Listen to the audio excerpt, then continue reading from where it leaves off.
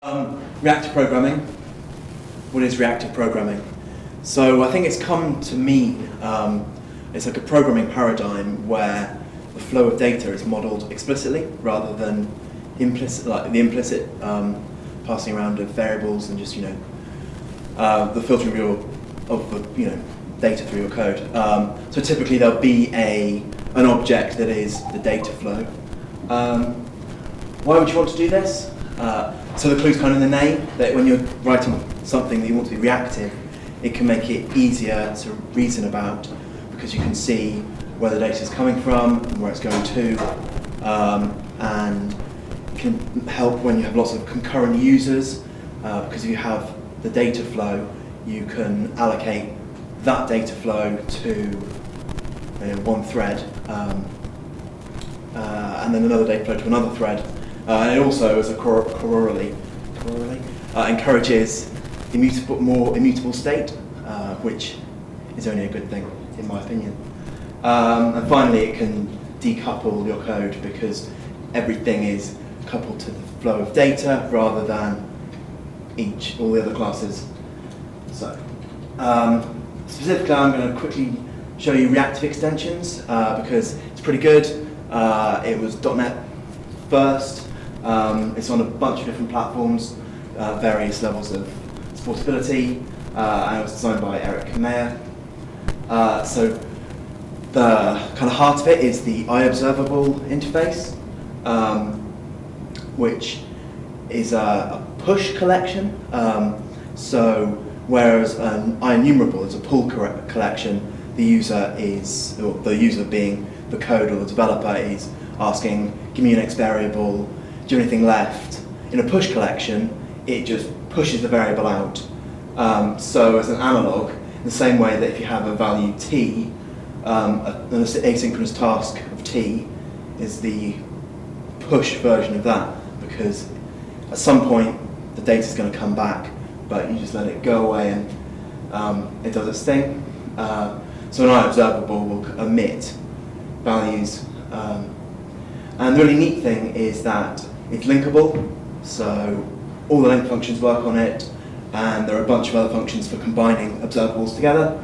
I can quickly give you a demo to show you how it works. I can use the laser pointer. Who put the laser pointer as F5? That would be why it resets. Okay, I won't use the laser pointer. So here we have a really simple WinForms class. So this region here just sets up a control with a single label, and I'll ignore that. So here we create an observable, and because it's a nice library, you can actually create the observable from a WinForms event. In this case, the mouse move event, and then you get this mouse move observable. And then we selected that event to get a string, which represents the location. And then here we have this subscribe method, which basically the current user subscribes as your using block, so that they'll unsubscribe after they finish using it. And whenever an event occurs, it's sent to this function. So if we see that in action, you can see that the location is being updated in real time of my mouse's position.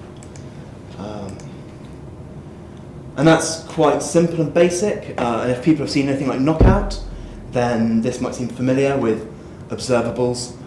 And I think they are kind of based on a similar basic idea. I have a more complicated example, which I have time to show. Cool.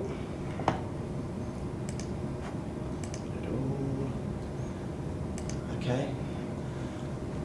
So here we are getting several different observables, which represent the input from one box here, and then a second box here, because we're going to build up a form that takes a path and takes a search term and looks at that file on your directory and then searches for lines that contain that term.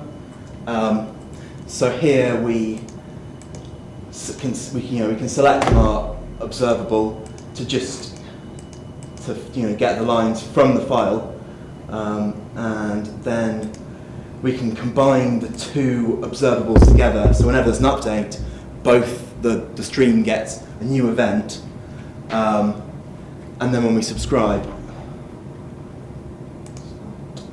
at the bottom here, we update the text that we show on the form.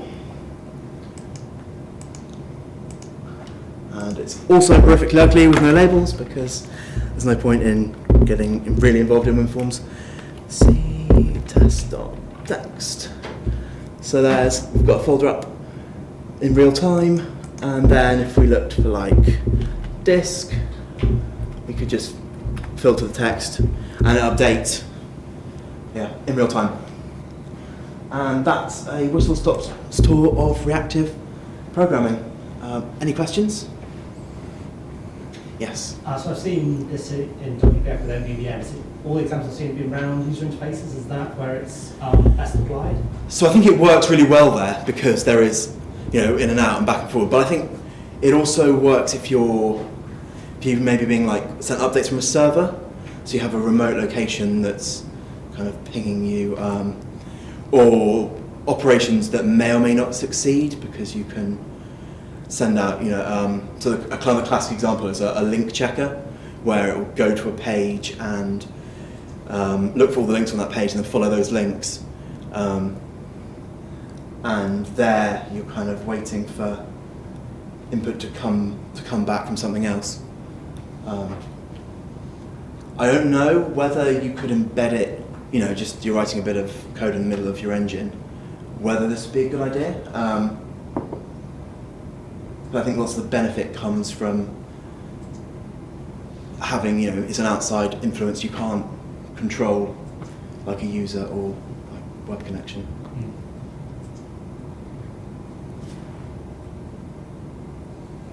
Cool. Thank you, Toby.